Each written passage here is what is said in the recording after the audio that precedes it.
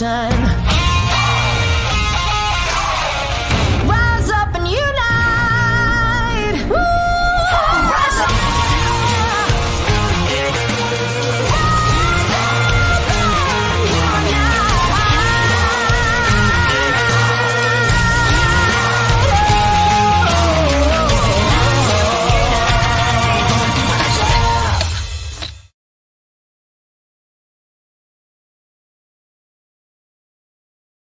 Good evening, everybody, and welcome to the Layover. For those of you who joined us last week, thanks for coming back. And for our new guests this evening, thank you for joining us. Now, we've got a really exciting show on this Remembrance Sunday. We've got our first ever guest, former tornado pilot Mandy Hickson. And Mandy's our main event this evening. And like every main event, we've got a supporting act, kind of lesser supporter act. So let me invite Scott. Hello, Lyndsay. How are you both? Yeah, we're good. How are you doing? Yeah, I'm good. I'm good. Sorry about the mask. I'm in somewhere where I've got to wear a mask at the moment. It's mandated. Really sorry. It might disturb my amazing Scottish accent. But I've just been wandering around, and as many of you will probably see behind me here, SR71. Any guesses where we are today? Anybody got a clue? Lyndsay, Mark? I think you might be in the Udvar Hazy. Yeah, amazingly, the Udvar Hazy Smithsonian Institution in Chantilly in Washington. You can see the SR-71 here, and behind it, the amazing space shuttle. And that brings me on to one of the first things I want to talk about this week, Lyndsay, which is space, Artemis. Wow, So okay. I don't know if anyone's here. Yeah, so cool thing. This week, obviously, we talked last week about they found water on the moon using the jumbo jet Sophia. Well, actually, now that will lead into the Artemis program. And if you've never heard of Artemis, this is NASA's attempt to put the first woman and the next man on the moon. It's going to be amazing. 2024. I've had an opportunity to have a look at the NASA stuff this week. If you haven't seen it, go to nasa.gov/Artemis. It is amazing. They have the most amazing video there telling the story of these 12 women, these aspiring astronauts who are going to go off to the moon. Absolutely amazing. Oh, and this, sadly not the moon, this is Earth. And Mark, you tweeted these photos, didn't you, earlier this week? And so credit to the photographer, but these are some photos from the cockpit of the SR-71. I've never really seen pictures like this. I've seen Brian Shaw's pictures, which are pretty amazing. But that shot, I mean, wow! Look at that. So if you're listening to this in podcast, that's a shot really from the pilot seat in an SR-71, and there's the deep blue of space and the bright shining horizon of the Earth, which is just incredible. Yeah, and standing here, literally looking at one of these airplanes, Mark, having seen the A-12, which was the predecessor to this airplane, the much smaller version, single seat that was used predominantly by the CIA, and then to see this huge, enormous Blackbird, the SR-71, is just such an amazing airplane. Holds supposedly the world speed record and the highest airplane ever, although that is still classified. It looks amazing, though, utterly amazing, two-seater. I would love to have had a go in one of these. It's big, isn't it? It's bigger than you sort of think it should be, and it's a fascinating looking machine. If you're in the UK, you can see one at Imperial War Museum at Duxford. In New York, you can see one on the Intrepid, which always looks a little sorry, that one to me. Mm. So here's a bit of trivia for you then. Do you know why it's called the SR-71? Was it a mistake? It was a mistake, yeah. So the USAF actually wanted this to be a reconnaissance airplane. So it would have been the RS-71. And the president at the time announced this amazing airplane as part of a program for the Air Force when they decided that the CIA weren't going to get to operate their little spy planes anymore, and they were going to go to the USAF and be a two-seater. And he announced it at the press conference as the SR-71 instead of the RS-71. And it stuck because nobody wanted to tell the president that he got it wrong. There we go. What the boss says goes. It does, yeah. Well, apparently. And being here in Washington over the last 24 hours, not necessarily what the boss says goes. Now, Scott, earlier in the week, I saw you put a tweet up of Air Force One. Let me just bring that in. And it looks like it might be getting a makeover. Yeah, well, very controversially, President Trump wants to change the amazing Raymond Linick from sort of back in the days of Kennedy, and Jackie Kennedy was pivotal in having the baby blue that is currently on the Air Force One, and he wanted to change it to a very patriotic, I think is how he describes it, red, white, and blue scheme, which is very much like the scheme that's on his own 757. And the reason I tweeted this is actually it was particularly unpopular within. Oh, we're losing you, Scott. Scott might be struggling there with some Wi-Fi difficulties. Very kindly there, got some artist impressions that. Artist impressions there of what it might look like, which looks amazing. If I'm back with you. You are, Scott. Yeah, so I just think it's a time for reflection and perhaps a change of direction with the new livery on Air Force One. It's going to be one of those things that Av Geeks will be watching as President-elect Biden takes post, and they'll be keen to see whether he bins the new colour scheme, this bold red, white, and blue, or sticks with the existing baby blue. It'd be really interesting to see that. And what's the mood like over there at the minute? Actually, I'm out in Chantilly, so it's very quiet here. I'm told in town in the centre of Washington, actually, it's quite buoyant. There doesn't seem to be any trouble. So here in the museum, it's just full of Av Geeks and kids. So it's really quiet here, actually. Probably for a Sunday, very quiet, I would say. The car park's half empty. But it is a beautiful day. I think everybody's just looking forward to a new era. And Scott, when we're back into sort of normal schedules, etc., it used to be possible to fly on a British Airways aeroplane to Washington, do 3 hours in the museum, and then immediately get on the flight home. So you can do the museum in a day, which is, I think that's kind of like an Av Geek expert level opportunity. You can. You could arrive on the early one, which many people don't know. This museum is actually at Dulles Airport, so it's actually right on the periphery of Dulles Airport. All these exhibits were flown in here, obviously with the exception of the space shuttle. Well, actually, it was flown in here, but on the back of something else, not under its own power. And they're pulled round the back of Dulles Airport to this hangar, or this collection of hangars in the corner of Dulles Airport, which is this amazing facility, which was initially sponsored by Stephen Udvar Hazy, who in himself is a master Av Geek. Excuse me, and just happens to be a billionaire who can afford to support such a massive place. It's just amazing. Cool. Now, there's just one more item that I want to bring up here. Let me just add this in. Mark, can you give us some insight into this? I love a Skymaster. I do love a Skymaster. I mean, this one's looking a little unusual. So is it a Cessna airframe? That is a Cessna Skymaster 337. I think it's a 337. Yes, it's a 337. So it's retractable. Anybody's ever heard of piston-powered one of these? They are loud. They're banned, actually, for a lot of airfields in the UK for being so loud. Scott, for some reason, loves them.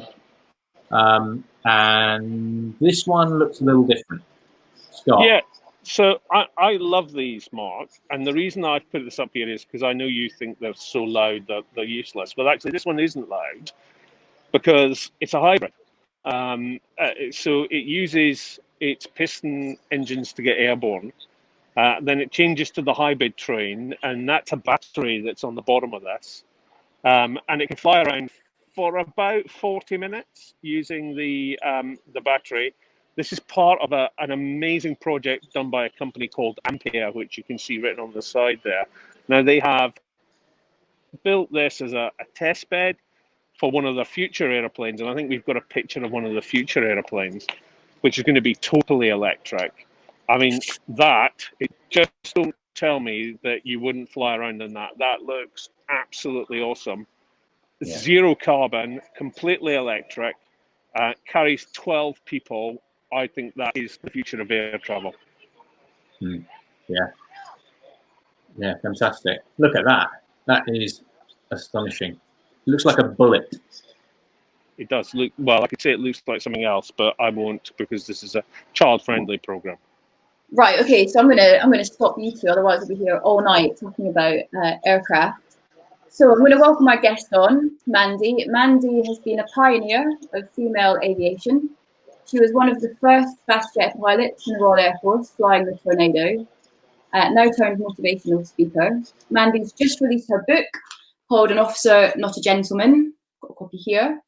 And it's very much a story of her joining the cadets at 13, realising her sort of ambition to become a pilot, going through training, to getting in the front seat of a Tornado, and then a little bit about being an operational pilot for the Royal Air Force. Now, when I picked this book up, I thought it was going to be kind of very much a techie Tornado book, and I wasn't disappointed. There's lots of that in there, but there's so much more to it as well. So there's a lot about breaking barriers, about her resilience, both through officer training, pilot training, and then when she got onto the front line. And also a lot about teamwork and her sort of colleagues and her course mates and the instructors and everybody that kind of helped her along the way to get into that position. So let me welcome Mandy to the stream. Mandy, how are you?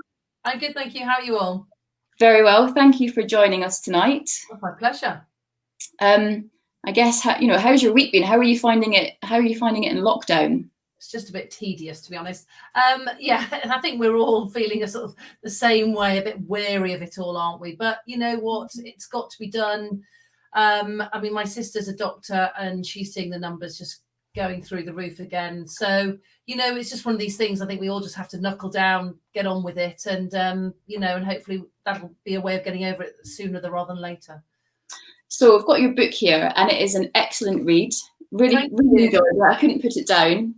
Am I right in thinking you can get it on Amazon or? Yeah, you can. So it's on Amazon at the moment. It's just both as an ebook as well. I have just picked up a publishing deal for the audiobooks, but that's going to be released in about February on the audiobook. Can I just add, I've got to add this. So I got a lovely text from this young lady, basically who said, I've just got your book. I'm so excited about reading it. And I was about to start it, but I went into labour. That's Lyndsay. And I didn't know it was her until I got this one back. And she literally was going, yeah, so I've had to I couldn't do an event that I was signed in to watch you at, Mandy. Right. I was giving birth. I was like, okay, there's excuses, that Not a bad excuse. I think it's a very good excuse, yeah. So I guess the sort of, the natural way to kick off tonight is, what inspired you, what motivated you to write a book? Because everyone kept on telling me I should. Oh, okay. That is literally it. So basically, I got into speaking when I left the Air Force about 10 years ago. And one question I got asked every single time I did a speech was, have you written a book yet? And I kept saying, no, I could never write a book. And then I started going, not yet. And as soon as you say not yet, I love it. It starts to open up the world of possibilities in your own mind. And I thought, maybe I should. And actually, it's, for anybody, just that whole going back over periods of time, it starts to just flow. And I've always been someone that takes a lot of photos. So much to the hilarity of any of my friends throughout the whole of my life, who've just gone, oh, God, you're obsessed. So I was like, it paid its weight in dividend, in gold on this one, because of course I could open up all my photo albums and all the memories are there attached to them. So it was fantastic. So where do you start with it? Did you sit down and think, I'm going to just jot down some memories, or I'm going to have a sequence? Or how do you start? What was your start point? Yeah, so I worked really closely with a friend of mine as well, and he is much more of a wordsmith than me. So the two of us worked really closely in collaboration. He's a great friend of mine as well from university days, so he knows my voice really well. So the two of us working hand in hand together, and he sort of gave me real direction on that, which was great. And we had huge debates over whether to do something as a chronological order, or did we just have it as a sort of an exercise on teamwork and a chapter on leadership. And it sort of naturally went into that. I mean, there's one chapter called the Swiss cheese model, for all the advocates out there, James Reason's side of it. So sort of chapters lent themselves to certain themes, but I couldn't quite get away from the fact that it just had to flow as a chronological story. Otherwise, I don't know, it just didn't seem to sit right with me. Okay. So in your book, you talk about the days when you started in the Air Force. So take us back to kind of the mid-90s. I guess you've just finished officer training, perhaps, and you're just about to set foot on day one of flight training, and you're just about to walk into the crew room. How did that feel? Yeah, it's exciting. I mean, for myself, I gained about 200 hours before joining the Air Force through private pilot's license, through flying scholarship, and through University Air Squadron flying. So actually, when I got to start flying, I was sort of feeling quite confident because I had lots of hours on that sort of similar type. So small propeller aircraft, I knew I could do that. And I'd been very lucky. I'd had a holding job where I'd actually gained even more hours on the actual Firefly. So the flying training side, I think for that elementary flying training felt really natural. The time I got really excited was when I started to fly things that I hadn't flown before, like the Tucano, the Hawk, and then the Tornado. So that building block, that's when I started to get, I remember arriving at Tucanos, Lyndsay, and it was suddenly the smell of the avgas was different. It was like, oh, we've arrived. And we were sort of all very overexcited in a very, very childish way, which basically had a retractable undercarriage, which quite frankly was just enough to be to tip the marker for us. Perfect. And do you think that, I know that you've still got some friends and colleagues that are still in the Air Force today.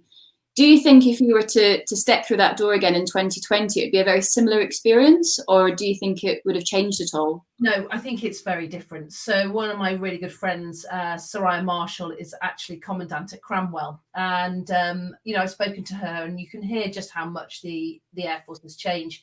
But as culturally, not just the Air Force, but, across the board, things have changed over the last 20 years. Sexist comments that we used to pick up on a daily basis just would not be happening now. I was very saddened, though, to read an article recently.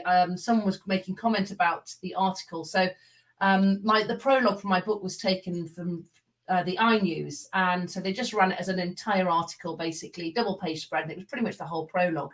Okay. One young lady who's going through officer training had commented that, I talked about sexism a little bit in that, just basically, for anyone that's not read it, there was a funny incident at officer training when basically I was told I had to be more feminine.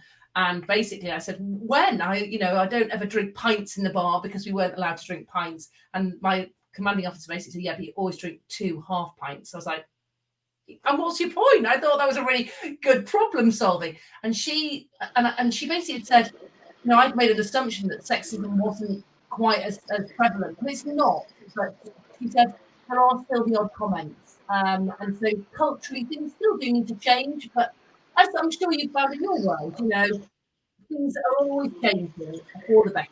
But there's always work to be done. Mandy, can I ask?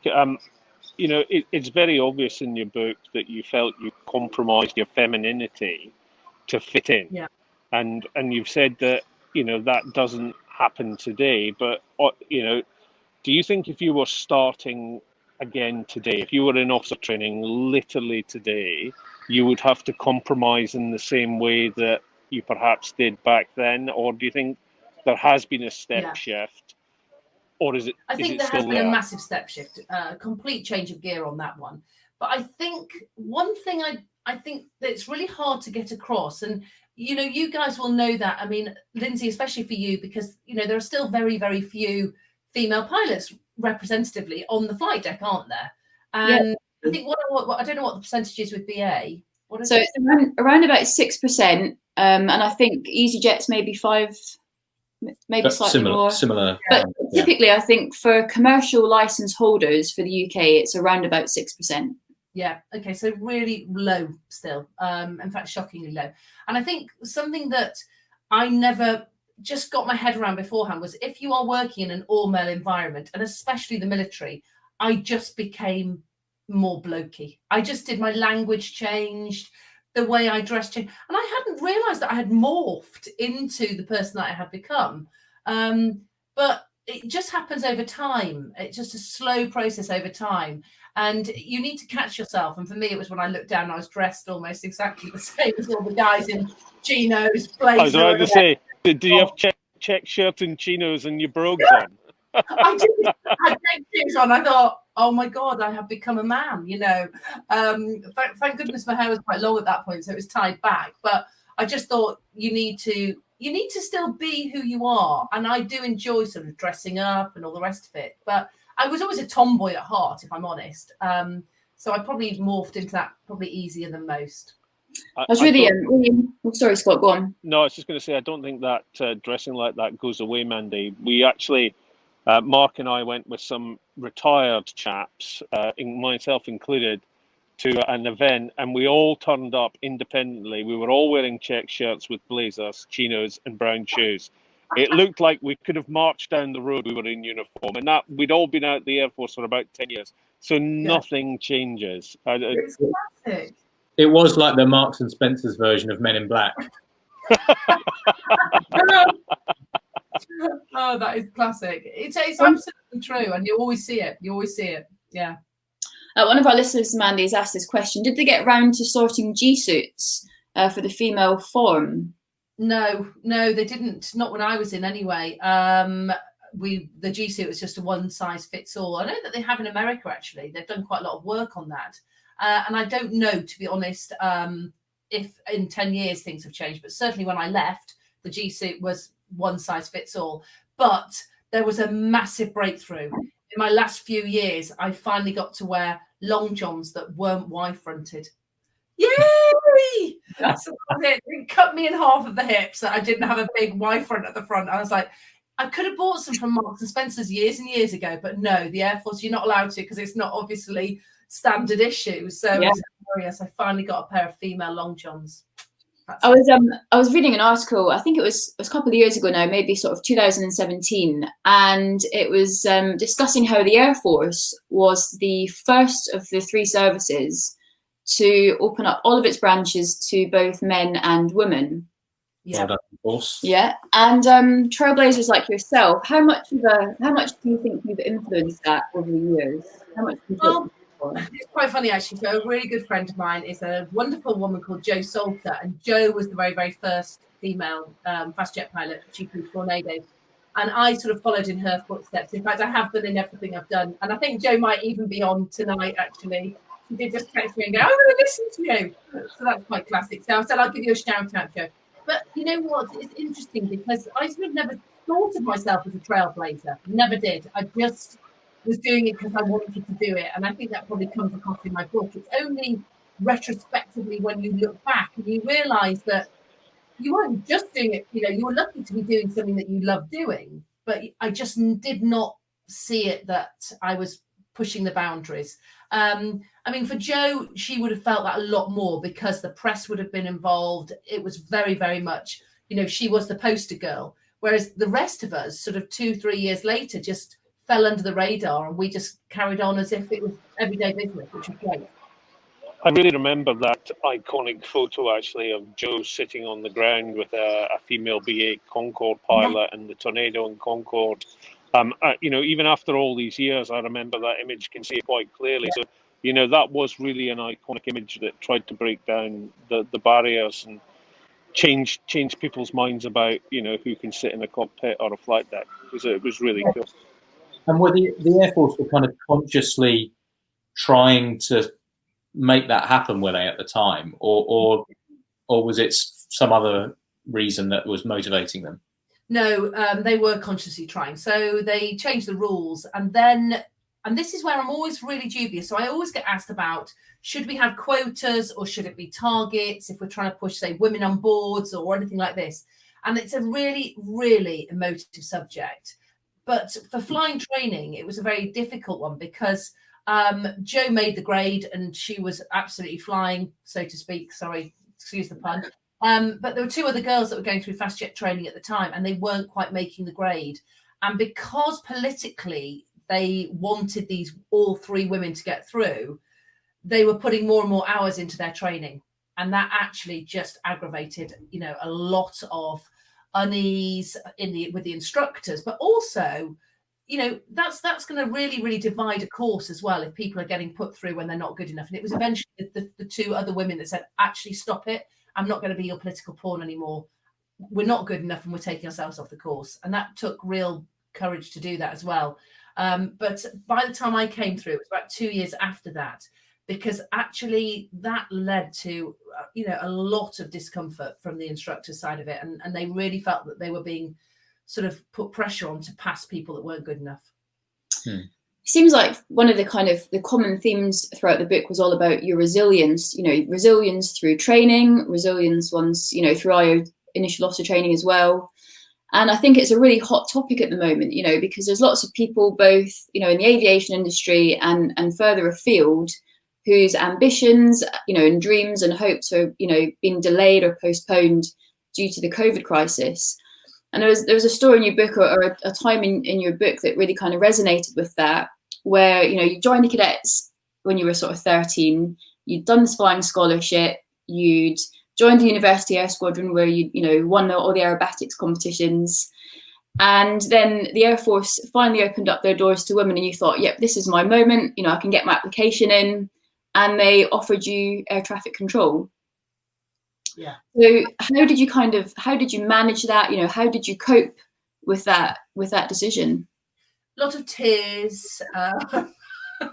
Yeah, no, I'd like to say, oh no, I'm very, very tough. I'm not. I'm a bit of a weeper.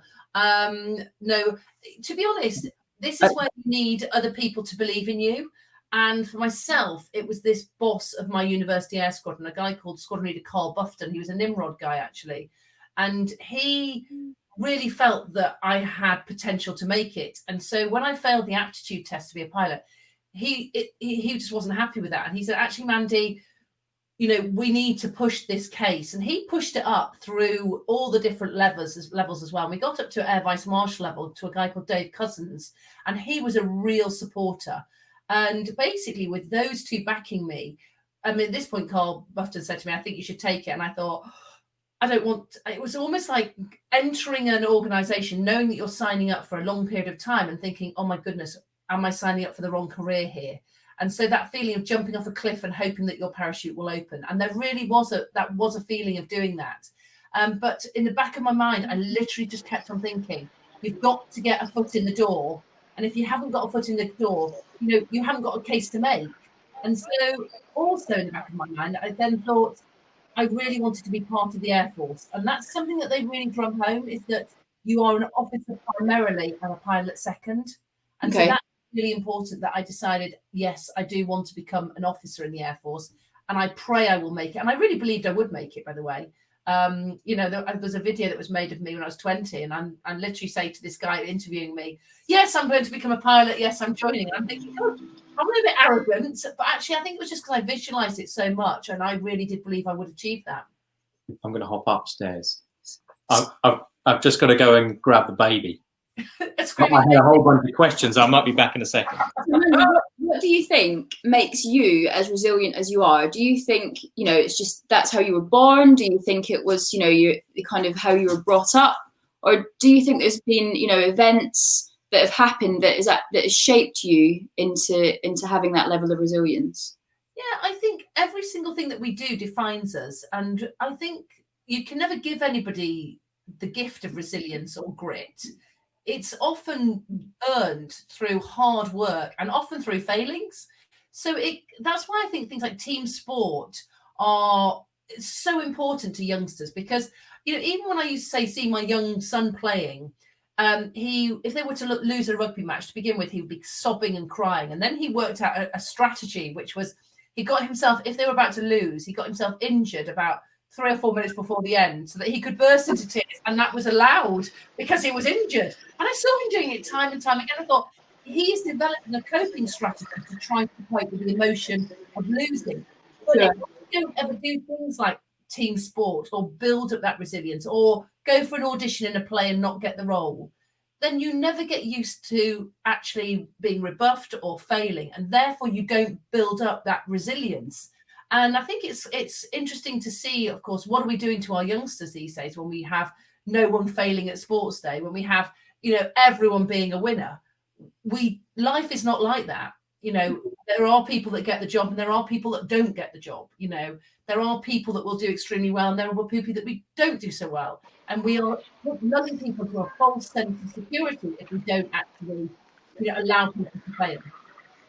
It's really interesting, Mandy, that I read your book, and one piece that stood out for me quite strongly was the imposter syndrome thing. And, you know, I, like you, started somewhere else in my career in the Air Force. I started out as NCO aircrew, as an air loadmaster, and then commissioned as a pilot in later life. And I never really got beyond the imposter thing. Even, you know, having been a commander, flown airplanes on missions, did you ever feel that you got past the somebody's going to find me out stage any time in your career? Yeah, I think I did when I was flying, actually. I think bizarrely the imposter syndrome for me has probably come back more after leaving the Air Force. And then I started to do a lot of public speaking. And there was one occasion in particular, and it just sits there in the back of my mind. Basically, I've always been someone that says yes to everything. And I got approached by someone from the United Nations to go and speak in Vienna at the headquarters of the United Nations to 200 world leaders from the nuclear power sector about just culture and what we did in the aviation industry and how could they apply a just culture to the nuclear power sector. And I obviously said yes. And then I thought, oh my God, I am so out of my depth on this one. You know, they're saying we've got a world leader in, you know, crew resource. I'm thinking, I've done a course. I've just done a course. Oh my God. And it was really funny. And my husband, Mandy, I'm really not sure you've taken too much on this one. And I was thinking, anyway, so the imposter was saying, you're not good enough. You are not, you know, knowledgeable enough. You don't have enough experience. And then I got there and I listened to all these other speakers before me, and they were appalling. They got worse and worse. And I was just thinking, at least I can speak well, you know. And so actually, when I stood up to do my session, you know, the audience went silent. And in fact, it was a really funny little story. And I'll just share this because it was hilariously funny. Just as I was going on the stage, I turned my mobile phone. I was just fiddling with it to turn it off. And the guy that's in charge said, excuse me, what are you doing with your mobile phone? I said, I'm just turning it off. He said, no. We've given you the app and everyone in the audience has the app. And if they have any questions, they have to, you know, write it into the app.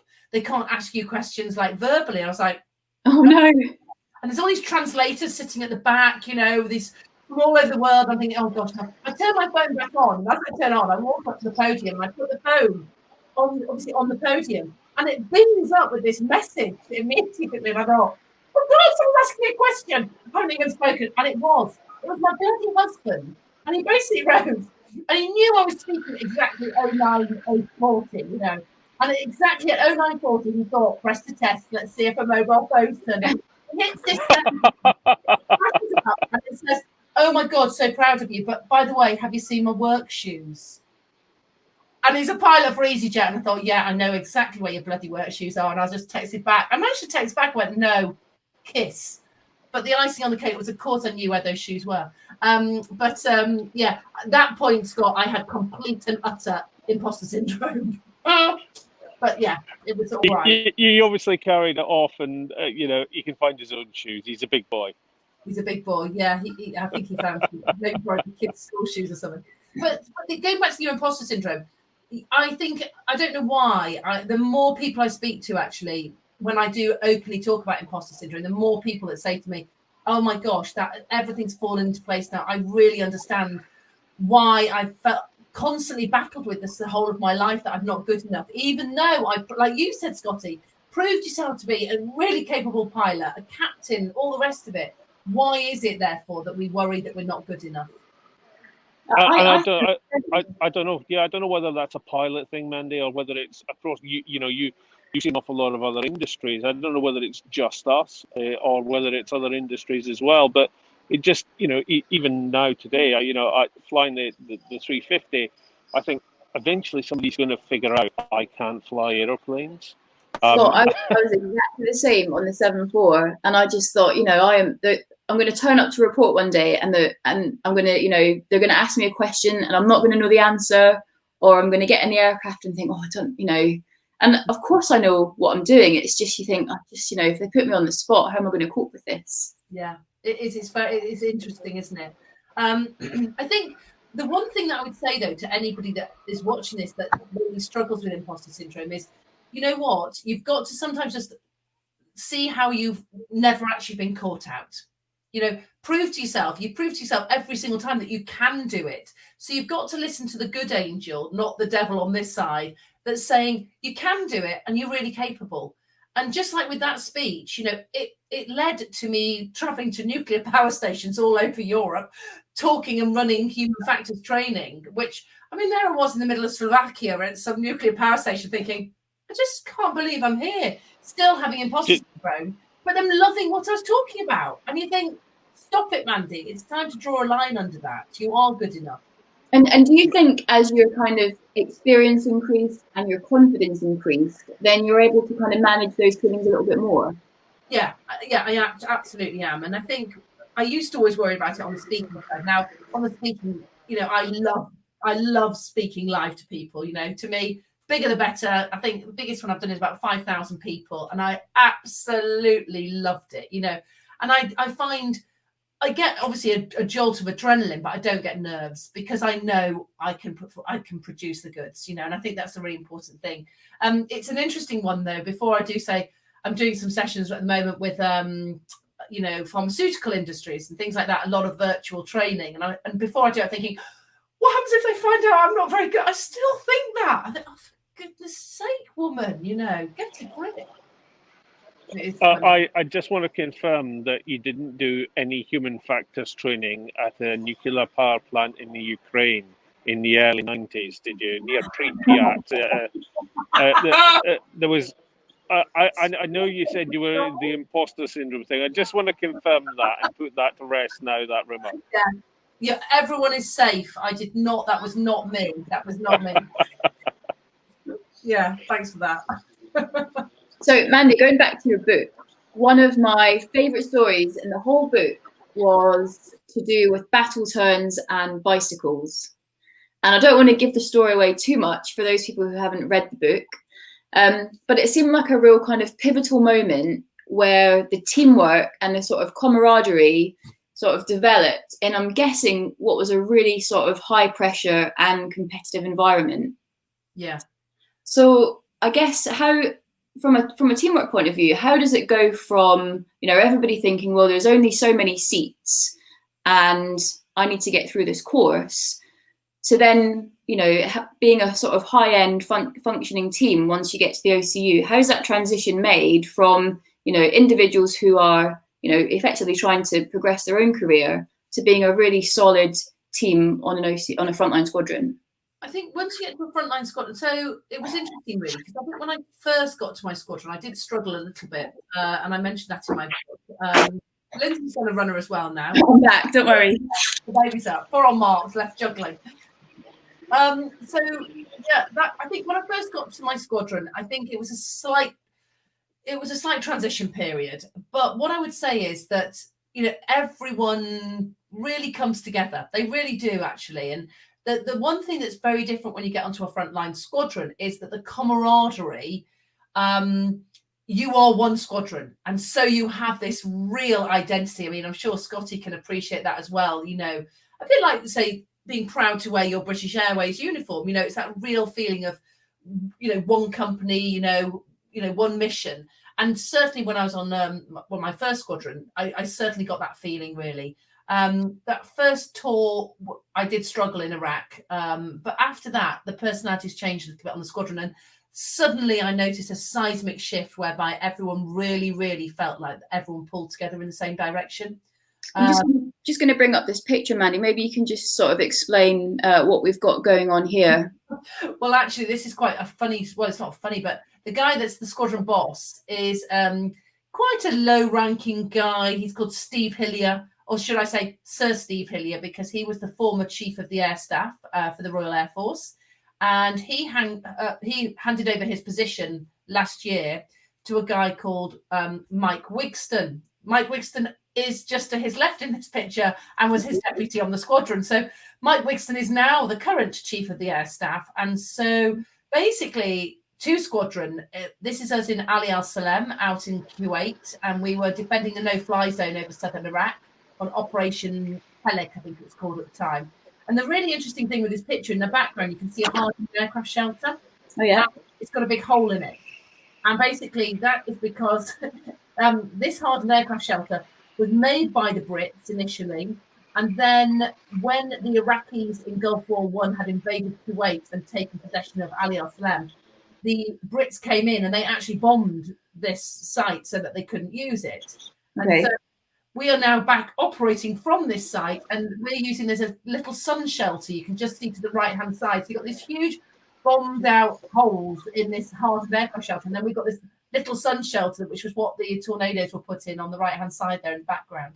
But yeah, I mean, that's, you know, that was I think the majority of the engineers that were out there as well at the time, quite a small-ish unit on 2 Squadron that we were out there on at the time. Sounds like it's a chief of the air staff tag team here. It's a bit like the Masons.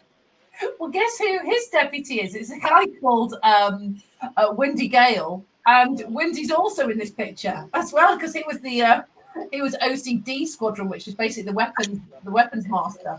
And so I think it's really funny that basically 2 Squadron is known as Shiny 2, because everyone that's been on 2 Squadron tends to get very, very progressive for high level. Damn, what has happened to me? I say, where did it all go wrong, Mandy? Oh, it's so wrong. So that's that, yeah. Oh, funny. So, Mandy, I really enjoyed the final chapter of your book where you met Emily, and actually that story, and you'll probably know that Mark, Lyndsay, and I are doing what we're doing here with the Layover to try and inspire the next generation to get engaged and excited about aviation like we were as kids. And it's very difficult for the youth of today to access aviation in any meaningful way. And I think the Air Cadets is an amazing vehicle to allow them to do that now, particularly as the flying's going to change. You said it was pivotal for you and it changed your life, but did you see yourself in Emily? Yeah, I absolutely did. So for those that don't know, I basically signed up as a volunteer reservist, and for 7.5 years I flew cadets from the Air Training Corps. And you know, it was how I'd started flying myself, and I'll never forget my first ever flight from Wood Vale up in Liverpool. And you know, literally that day I remember thinking, this is the most exciting thing I've ever done, and this is what I want to do. And I felt this absolute driving force behind it at that point. And I just thought, you know, I was really, really aware that there were still so few women. I mean, when I go down to 2AEF, which is down at Boscombe Down where I was flying from, on the big board of all the pilots, I'm the only woman.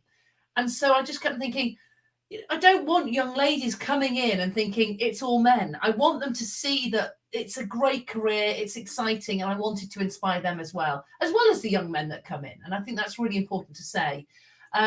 So yeah, when I flew with Emily and I felt that she was probably such a raw, natural talent, you know, I just thought, wow, if I can inspire her. And it was a really, the moment critique for me was when I said to her, how are you doing at school? And I said to her, you're brilliant. She was like, I bet you've worked to everyone. And I said, I've never said it to anybody, you know, how are you doing at school though? And she went, I hate school. And I thought, and I said, yeah, but Emily, doing school and go through that process is what enables you to do this. And it was that you could see her in her brain joining the dots to go, oh my God, I finally get it. And it goes back to needing a purpose. We all need a purpose in life, because even in lockdown, I felt I was really missing my purpose initially, which is why I ended up getting a job in the laundry up at the hospital, but I wanted to do something, and I felt I was floundering, and I thought I want to help, because we all need a reason to get up. We all need something to be driving towards, And for yourself, Lyndsay, that might be quite tough at the moment. We were talking earlier about maternity leave, and being used to having a routine and a purpose, and suddenly you're on maternity leave and your purpose is to basically not kill, a small child. Keep the baby alive and the dog. Yeah, keep a baby alive and a dog, which, to be honest, is a tricky one, balancing those two. And it's that finding your own routine and finding that own purpose again, sort of feel to it. And it's challenging. It is challenging. So, Mandy, and I have to ask this question because a number of our colleagues, and you will know some of them, I'm sure, who have recently left BA to go back into the Air Force because of the challenges that we're having currently. If I were to come to you today and say, Mandy, we need you back in blue, would you go back today? Well, it's very interesting because I was talking to a great friend of mine that I think we both know, who is a British Airways pilot. Yes, say hello to him, and I will say Doodles the dog, and you'll probably know what that means, but it's a bit of an inside joke, but hello to both of you if you're watching. Oh, yes, so great friend of mine, and he has at one point was signing up to rejoin the Air Force just as a reservist again. And he said, oh, Mandy, why don't you? Because, they're thinking about taking me onto the diversity and inclusion team. And I thought, oh, how ironic. They kept him in the closet for years and they finally released him and now going to get him to be the poster boy. And I thought, do I want to do that? And I really thought about it. And I thought, I believe there's a time and a place when you do things. And I feel that now for me to go back into the Air Force would not be the right move for me. I really like being in charge of my own destiny. I love running my own business. I love the opportunity that has given me, and also the way that I've enabled my life to develop around what I want to do. And I'm not sure that going back into the Air Force now would be what I would want to do now. I'm so glad you said that because it wouldn't fit for me either. And I think that entrepreneurial spirit that you seem to have, and it comes out in your book as well, is that I just don't think there's a place in that in the military, actually, a place for that in the military. But I wish Matt, I've almost given his name away there. I wish him well, and I hope that we can catch up soon with those mutual friends. Yeah, absolutely. Yeah, I'm working with him and he's a star. So yeah, it's been good to see a lot of him recently on Zoom. Mandy, we've had a few questions come through in the kind of lead up to this. So if I might just do a quick questions. So the first one, what has been your career highlight? Oh gosh, career highlight. Meeting a multi-engine pilot. Oh my God, absolutely. Yeah, absolutely. Yeah. Meeting someone from the Navy. Oh no, that can't be. Career highlight. I think one of the moments that I mean, bizarrely, it wasn't flying wise, but I was invited to St James's Palace in London. I'd done the Duke of Edinburgh's awards scheme all the way through to gold. That's a bit of a girly swat. And I was invited along as an ambassador to hand out the awards. And it was a really monumental day. I'd just got my wings. I was on my first squadron. Bizarrely, I started to feel a little nauseous. I was coming to the end of my first tour. I started to feel a bit nauseous. Found out I was pregnant 2 days later. So I remember just thinking, oh my God, I'm very hot in this uniform. But that was it was a really amazing day actually, because I felt I was there representing the Royal Air Force and what you can achieve through hard work and being able to hand out all these awards in the throne room to people just like me that had that potential and that enthusiasm for life. And I mean, the Duke of Edinburgh Award is no mean feat, especially to get, to the gold level. Yeah. And it's actually quite a lot of commitment, isn't it, for the youngsters? It is. The expedition itself is quite challenging. So that was good training. So a year ago, I did Kilimanjaro, and I just kept on thinking, if I could do the gold divvy, I'd be fine. So That actually might lend in well to the next question we had in, which was, what's been your biggest challenge since leaving the Air Force? Or that would definitely be Kilimanjaro, actually. So about a year and a half ago, a friend of mine, Shardy, basically said to me, did I fancy doing it? And I said, oh, I've got children. I can't possibly. I've got a really busy career. She said, Mandy, you talk about this all the time. You need to stand. I thought, yeah, that's a really good point. And I signed up for it, and it was with 20 women. And I just kept thinking, oh, my God, I've never worked with women. This could be really interesting.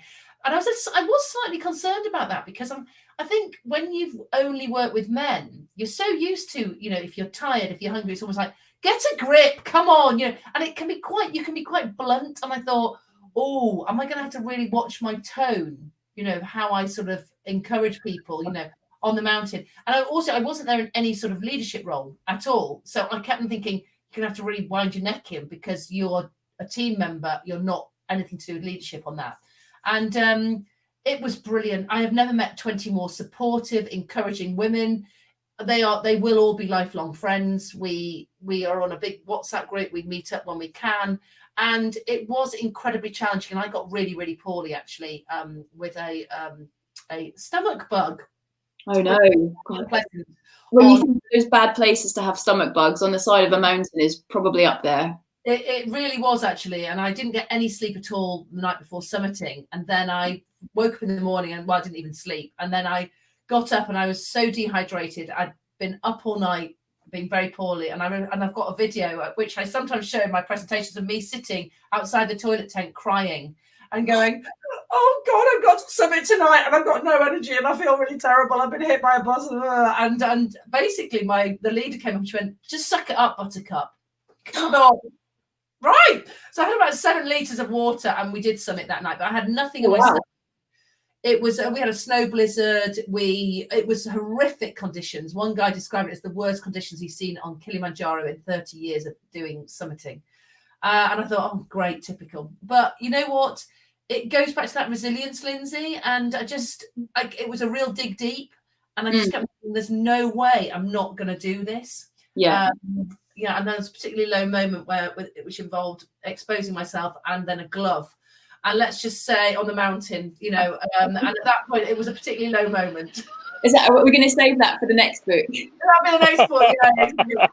I thought I had flashbacks to the one of the phrases that stands out for me, and I won't give away what it is in the book, Mandy, but it'll come on to my last question I have for you in a minute. But was when you hid behind the bushes when you were doing a course near St. Morgan, and the noise that it was making when you were weeing, and the guy said, it sounds like a horse going by there.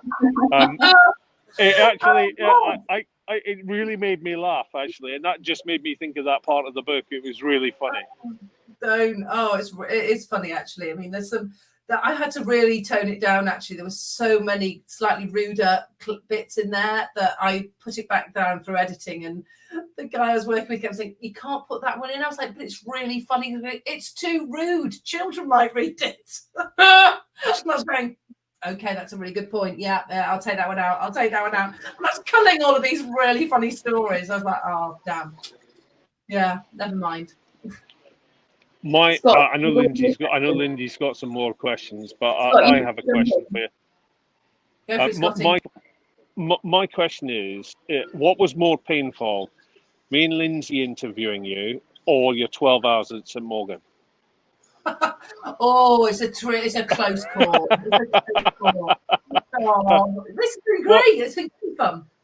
Yeah, the funny thing is, Mark's been in stress positions for this whole time holding the baby. That's a funny thing. I'm just looking at the monitor, and there's not a baby in bed, so I don't think it's going particularly well upstairs. Yeah, he's got to find the dog as well into the garden. Yeah. Yeah. Have we got any more? Go for your questions, Lyndsay. Go for it. So next one is: are you still flying? I am not at the moment. First time in my life, actually, I'm not flying. I was intending to, and then basically with lockdown and everything that's happened, I haven't got around to it. Something that I'm really keen to start doing and is gliding. So I'm going to get into gliding. Actually, we've got some friends of ours that do a lot of gliding locally, and so it's something that both my husband and I fancy doing. Well, I recommend Lasham as an excellent riding school. That's exactly where we were going to do it from. Yeah. So Mark's son is part of the youth scheme there. Oh, And okay. it's an excellent scheme, really good airfield, and the best bit is the cakes are amazing. So if I'm there. Cakes. you know, either way, that will pinch it for you. That's a win-win. Yeah. And the last question I've got here is, what's next? What projects have you got on the horizon? Oh, it's a difficult one at the moment because the world is in a funny place, isn't it? So, yeah, I think my business before lockdown, I'll be honest, was just going vertical. I was traveling all over the world doing speeches, heading out to perhaps the States. You know, I did some in Florida and things like that, Miami and Orlando. And I was absolutely loving it. I mean, I've got teenage boys, so any opportunity to travel, I'm seizing that moment, quite frankly, to be not in the house. So, yeah, that was going really well. And of course, then with lockdown happening, the event industry has just died a death. And much like the airline industry, you know, we're all struggling. And so I have reinvented myself very much online, and I've been doing quite a lot of online presentations. And they've been going really, really well, actually. But Okay. it's not got that same energy. And so what was quite interesting for myself was for years I was doing a lot of leadership and development training, and then I swayed away from that into just keynote speaking because, quite frankly, it was very lucrative, and also, you know, and the career was going vertical. And now actually I'm realizing that I really want to get back into L&D. So I put that out to the universe, and bizarrely within a day, a company had contacted me, someone I'd worked with about 7 or 8 years ago, said, Mandy, we've got some really cool programs going on. Do you want to come back and join us? I was like, yes, Wow. I do. So I did a session for them last week, and I'm doing another one in a week's time. So stuff like that's coming back in because I really think we all need to. And this is my top tip as well to any of the pilots out there that are struggling, or cabin crew, you know, we've got to be adaptable in this time. And with the latest, I don't know if many of you will have seen the video release on Balpa, you know, just a really honest appraisal of what's happening in the world. If you are a youngster going into this, you know, keep your enthusiasm for it, but be adaptable, you know, perhaps look at different options for the moment. And certainly before we commit large amounts of money at the moment. So I think it's really important that we do keep our love and our passion for this aviation alive, but we are also sensible and we are adaptable in what we do. And so that's all I'm doing, is I'm constantly looking at different areas to expand in. Cool. We've just had one question come in, and I'll bring it up at the bottom. It says, quite interesting, how long did it take for your confidence to come back after having your kids?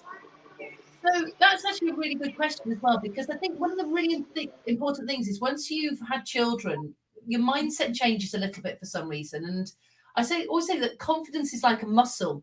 You need to use it. And so if you're out of the habit of, say, flying, or I remember going back after maternity leave and thinking, I don't think I can do this. I'm not, again, imposter syndrome came back in absolutely, it was exaggerated about 10 million times. So much so, actually, that as soon as I got into a cockpit, I realized, of course, I was fine. In fact, I was even better than fine because I was now a mum. And so I was brilliant at multitasking. Oh, so, yeah. You know, actually, all the skills that you've developed a lot of other skills. But one thing it did highlight for me was that, you know, people do struggle on this. So when I left the Air Force, actually, the first thing I did was I set up a business called Inspiring Women for Work. And that was all about getting over, you know, confidence issues and things like that to return to the workplace after a period of time off. Okay. Scott, were you going to say something? Oh, no, I was just going to say, Mandy, I won't give the book away, but anybody who's watching who hasn't read the book really needs to read it. And there we are. She's got one there. I don't have mine with me because I bought the Kindle version. I've got mine. But Lyndsay has the hard version. I really enjoyed it. It was amazing. And actually, I saw a lot of me in the book, and I know that's going to sound really weird. Sorry about this. They're reminding me to keep my face covering on, just that I need reminding. Sorry, we can't hear it. No, right. Sorry, it's really loud. I saw a lot of myself, even as a man, going through the Air Force in your book, and a lot of the stuff you talked about. Actually, I think it resonated with me as well, and I think that if you take that career, and I think you could take your career and put it into banking, put it into any high-performing career, and there would be people who've had those same barriers. And it was just an amazing book. I really loved it, Mandy. And thanks for coming on. It's been amazing to chat to you. It's been my pleasure, actually, Scotty, and I really appreciate that, because I think when I did read it, write it, I really wrote it with a lot of different people in mind. And what's lovely is the feedback I'm getting, very much like that, to say it's either brought back memories or it's made me really think I can do this. I'm getting young 16-year-old girls saying, this is the inspiration I've been waiting for. This has made me realize that I want to go on and achieve my goals and my dreams. And I think that's why I wrote it. You know, even for me, at 30 something, it's inspirational for me as well. So I thoroughly enjoyed it. It was a really good read, and perfect for stocking fillers for Christmas. yeah. For husbands or wives that can't lastminute.com like Mark. Yeah, and it'd be great if we could buy it at the local garage on Christmas Eve, because that's probably where I'm going to be buying my presents. As a sort of a 21-year-old aspiring pilot myself, I find it really inspirational. Thanks, guys. And it's a pleasure to join you here today. And thank you, and all the best. I hope the podcast builds momentum as well. So I think it's a fantastic idea. Thank you very much, Mandy, for your time. My pleasure. Thanks for having me on, guys. Bye, Mandy. Bye. Guys. Wow, Hey there, Scott, Lyndsay. what a great story. Awesome, Lyndsay. What a way to start off with our first guest. Absolutely awesome. Who have we got coming up next week? How are we going to top that, Lyndsay? Well, it's going to be tough, but next week we have got the man who holds the world record for, now let me just get this right, the fastest man in the world without machinery. So whereas Mandy can sort of reach Mach 1.6 or something in a tornado, she's got sort of, is it RB 199? Is that what is that the end? It's similar to the Jumbo, who had the 211s, didn't we? So she had a couple of rollers. She was like two Jags. Next week we have got Fraser Corson, who has achieved 249 miles per hour with no machinery, just in a wingsuit. It's bonkers. It's utterly bonkers. I'm really looking forward to it. Actually, to give you a little secret before we go, Fraser sent me a video, which I've managed to have a look at. And Fraser, I cannot wait to speak to you next week. It is utterly bonkers. And actually, on one of our layovers, when we get beyond this challenging period, I want you to take Mark and show him how to fly a wingsuit. I think Mark would really love that. Lyndsay, don't you think Mark would love that? Yeah, I'll be the first one to volunteer him for that as well. Yeah. And I hope he's listening and while he's sorting Riley out. Lyndsay, from here at the Smithsonian in Washington, I'm going to go and look at some airplanes now. It's been great to talk to you and great to talk to Mandy today. I'll speak to you soon. Bye. Yeah, good night. Bye-bye.